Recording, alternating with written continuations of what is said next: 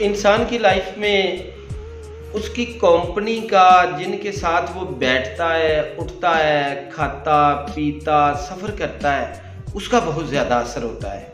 याद रखें, हम घी लेने जाएं तो हम क्वालिटी देखते हैं, अगर हम कपड़े लेने जाएं तो क्वालिटी देखते हैं, अगर हम टेलर के पास जाएं तो क्वालिटी देखते हैं।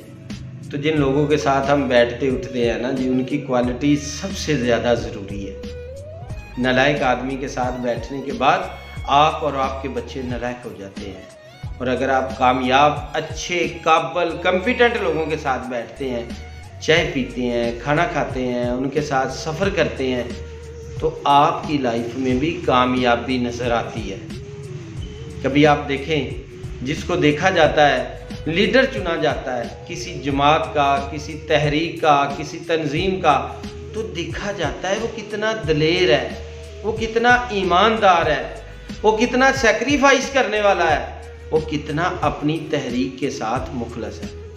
तो याद रखें, इसी तरह से जब आप अपने दोस्त का चुनाव करते हैं ज़िंदगी में कि इसको मैंने दोस्त बनाना है, तो उसके अंदर खूबी देखें, कितना मुखलस है, वो कितना अच्छा है, उसका करैक्टर कितना अच्छा है, उसका विजन कितना अच्छा है। जब आप उस बंदे को अपनी लाइफ में लेके आएंगे तो आप अपनी ज़िंदगी में कामयाबियों की तरफ जाएंगे।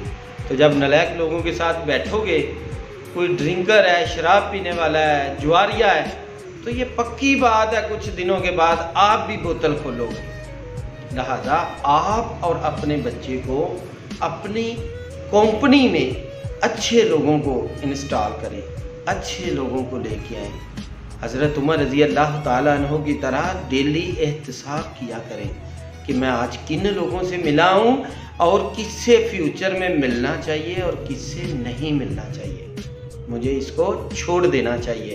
तो जब आप डेली इसके बारे में सोचेंगे तो इंशाल्लाह आप हर दिन तरक्की की तरफ जाएंगे, वरना आप लॉस की तरफ चले जाएंगे।